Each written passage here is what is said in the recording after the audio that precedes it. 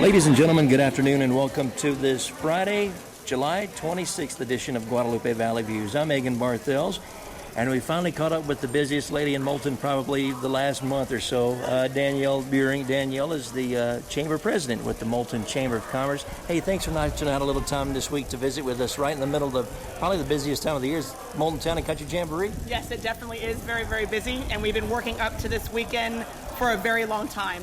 Once January hit after Christmas, we hit the ground running with everything we needed to do for this weekend. Well, you know, y'all had a meeting earlier this week, and kind of everybody knew which way that they were going and what direction they were going in. I got a chance to catch up with Mark Hermes with the South Texas Wheel Spinners and Crank Twisters. They're here this weekend. You've got a number of barbecue teams, and there's the carnival, the softball tournament. There's so much going on this weekend in Moulton. Let's talk about some of and highlight the weekend events, if you would. Definitely. We love the fact that we have more cookers than we did last year. We love the fact that we got to bring back the car show one more time this year. I believe it's been off this weekend for quite some time. Me personally not knowing how much, but we brought it back last year. We got a chairman that stepped up, and I'm very, very excited for him to do so. I'm actually personally helping with that. I'd love to make that bigger and better. That is something that we need to work on as a chamber, as a community, to build up, because it looks like to me, because the meeting Wednesday, we have everything else pretty much set. That's something that we want to start building up, because everybody knows about our cook-off. Everybody knows about our washer tournament. Everybody knows about the softball, the carnival that comes back. That's a little bit something that we want to get up to par with the rest of our items for the weekend. You know, and I know that here we are on a Friday. I should have got with you last week because we're past deadline for a lot of these entries this weekend. Is there anything that's still open that people can sign up for this weekend? Oh, definitely. I still think if people wanted to go on the parade, they can still contact our chairman. Car show, they have registration that day.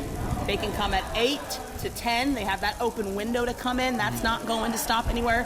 However, barbecue would be rather difficult to start on a Friday because I believe our chairman has all the entries in, and she counts everything that she needs for these people.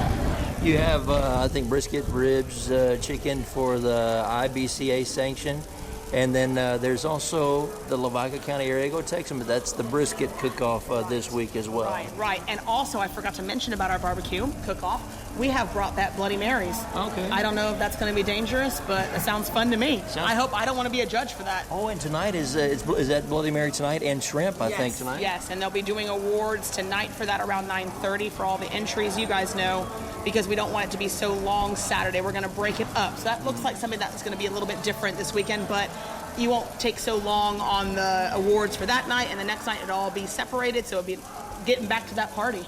Yeah, you have, we'll talk about some live music this weekend, too. A couple of hometown favorites on stage tonight. We do. Actually, as a matter of fact, Mama Tried has been really, really performing in all certain areas, so we wanted to grab them as well to help start to promote their band. So that's pretty good. One of the individuals in that band I taught, you know who you are. So that's very, very exciting to bring them. And then Mama Tried in Broken Alibi tonight. Alibi, right. And then tomorrow from, I think, Bastrop is Keith Hickle. Keith Hickle, that's right. And then we've got Texas Unlimited, which they did a fantastic job last year. We appreciate it. So we brought them back. They brought a wonderful crowd. We were very excited, and we looked out of that crowd and were like, we know what? We need these guys back. And that's on Saturday night, tomorrow night? Saturday night, yes, sir. Okay, Keith Hickle and then Texas Unlimited Saturday night here at Moulton City Park. And then on Sunday afternoon, you have music from Checkaholics. I was just talking to Mark. He's doing double duty with the Antique Tractor Show and then the Checkaholics performing. And then Los Kolaches kind of wrapping up the weekend. Yes, and what's really, really great about Sunday, we really love to keep the polka that day. It seems like it's a great closing to the weekend. It's nice and subtle. People bring their lawn chairs around the pavilion to watch these gentlemen perform that they've been watching for many, many years. And it's a wonderful, wonderful day, I think, to wrap up the long weekend. You have a pie auction too, isn't that right? That's right. I forgot about that. Don't forget about the pie auction. We also have a fried chicken dinner at the it's the hall. It's the hall at Moulton Oaks now. Yes, so don't forget to buy your plates for that too. And that's on Sunday, and that right after you get finished watching the parade, because the parade starts on Sunday morning at 10:30. 10:30. Okay. Yep, and then make your way over for lunch. You don't need any pre-sale tickets. You just go there You guys can eat, take it to go, whatever you would like. That's it looks like another great weekend. Let's talk about some other stuff. Y'all got all kind of events throughout the year here in Moulton. We do. What's I know, and I don't want to. I know the focus is on Town and Country Jamboree this weekend, but after the Jamboree, what is some other stuff y'all working on throughout the year? So this might be a little secret that I'm going to reveal, and I can't wait to do so, and it's a pleasure to do so. Of course, you guys know we've got our clinic, the veterinarian clinic that comes during the garage sale time in the fall. We'll probably shoot for the second week of October, normally second weekend of October, excuse me. And then, of course, we've got our garage sale I already mentioned. And in December, we want to bring a wine walk to Moulton. Okay. We want to start promoting more businesses here. We want to start bringing people out to our community. And that is something that I personally am working on with the chamber. I've already contacted some businesses. They are a go. I will get details later out to you guys as soon as possible. But that is something that I think we need to bring to this town. We have a beautiful little downtown area, and I think it would just be too nice not to have something like that. I'm going to kind of model Flattonias. They're very successful. I've been in dialogue with some chamber members there, so I can learn a little bit more about how they make it so successful so we can make it successful here. And you also have a lot of great programs during Christmas, too, especially with the snow and everything else here. Right, we do. Now, last year, the city of Moulton took that over. However, that's not to say that we didn't help out. We did have some chamber members and city members collide to make that very successful when Santa came to town during Christmas.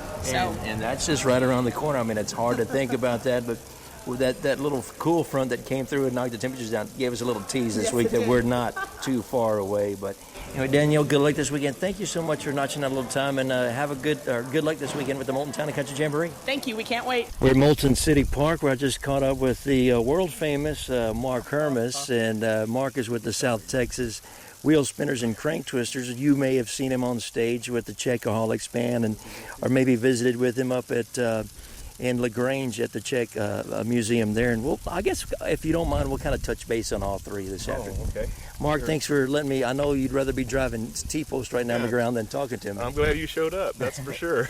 Yeah, he told me. He's got a job for me. He wants to talk to me after the interview. But no, we want to talk about the South Texas Wheel Spinners and Crank Twisters. Just minutes before our broadcast here, our recording of this show, you were telling me that y'all are coming up on y'all's 20th anniversary as officially a club. This is going to be the 21st year in a row that y'all are out here at the Moulton Town and Country Jamboree. That's right. I think that was actually 1997 there was a show, and then 98 we had another show, and then in 99 I think is when actually the club officially formed in 99. At the fall of 98, it was the meeting. We started having some meetings, but we considered 99 was our first official year for the club. And that was also the first official year, I guess, here at the Jamboree? Well, the Jamboree, I think it was July of 97, they had a small show, and then 98 was the show that started the club. When it got moved into the grounds that we're at now here on the north side of the pavilion.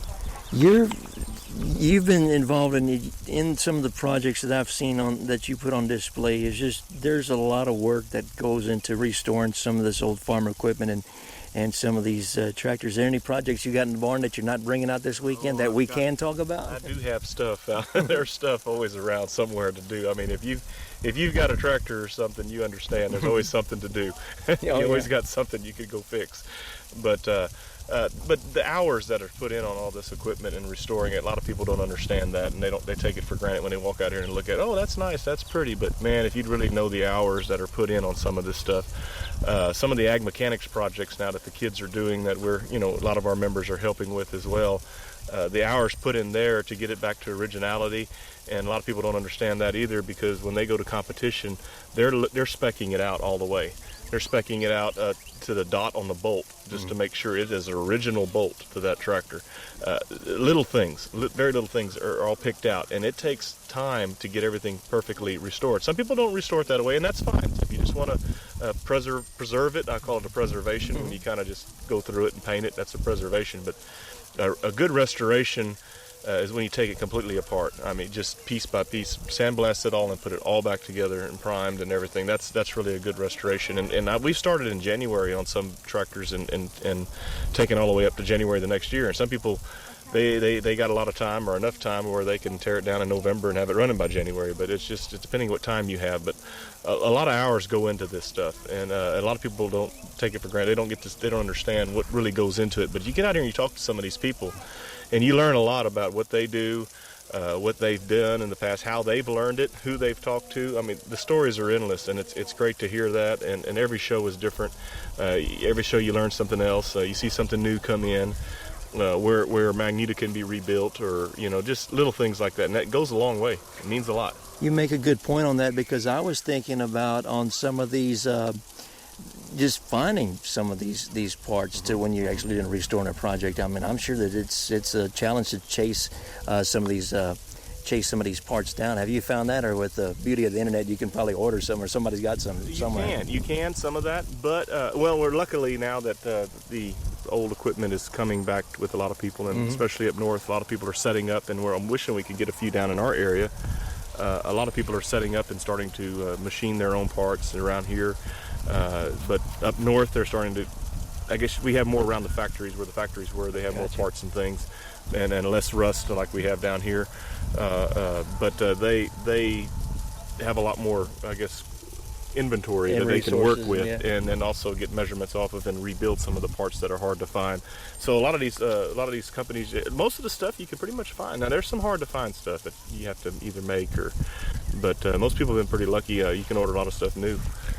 Well, with that, and going back to the club, and I mean, talking about how many years that you've even unofficially been involved, because I talked to you years ago where you're making your own cane syrup and doing all kind of stuff like that. With that, actually. Is that right? Yeah. Well, I mean, it's harvest time, and I've seen a bunch of tractors rolling and harvesting going on this time of year, so it's kind of neat, especially this time of year during the Moulton Town and Country Jamboree, to have folks come out and view some of these exhibits that the club is bringing out here this weekend.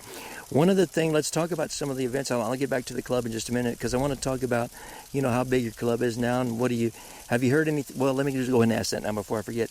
How many folks are in the club on kind of a guesstimate, and then what are some of the things that you hear that they're bringing down here to exhibit in the park this weekend? Do you know? Well, as far as what everybody's bringing, we'll never know. That's what's the fun part about it. You don't know what's going to show up. Okay. And of course, we know some people what they have, and they're going to bring that, and they're going to bring this. But most of the time, you don't know what's going to come to a show, because you don't know who's going to show up. Right. I mean, it's a public show. It's public. It's advertised. You never know who's going to come up here. But most of our members, a lot of them, we kind of know unless they find something. And a lot of people do that. They'll find something. They won't say anything until they come to a show. They want to surprise you with it. Oh, look what I found. But it's fun. It's fun to see that. And the club, we started in go back on this so we can get on the club. 99, when that first club started, the first meeting, I remember presiding over, I guess you could say, we had about 12 members, I think 12 to 15 right in that area. And now we're averaging 130, give or take, and we've lost several. We've lost several over the years, and you can imagine that. I mean, the older ones are not with us anymore that really got us involved in this, and they're not with us anymore. We actually had a funeral this past December for one of the guys that got us into engines. And, what he taught us and what he gave us, we'll never be able to get from anybody else. But, that's what's good about being in the club. You get to meet these people. You get to hear these stories. You get to learn so much from them that they're going to take with them if we don't listen to them. And so much of this stuff, they were around when these things were built. I mean, they worked with them. So they know those little things that we don't, the little thing. I mean, it could be something so minor that you would never have thought of, but they knew it and they remembered it. And they passed it on, and they tried to pass it on. And, but, if we don't listen, we won't never have this stuff, so we got to keep with these people, and we average around 130 members a year. I just want to say that because some years we've been 128, 126, and some years we've been up to almost 140. So, you give or take, you lose a few, you gain a few. Some people get uninterested or life changes, but we still stand pretty strong, and I consider that pretty good because we don't try to force a lot down the members. A lot of us do a lot of work that probably wish we could have some more members step up, but it's in us, and we're going to keep doing it to keep the club going. We only have 2 meetings a year. We have a business meeting, we have a summer meeting, and the rest of the time it's shows.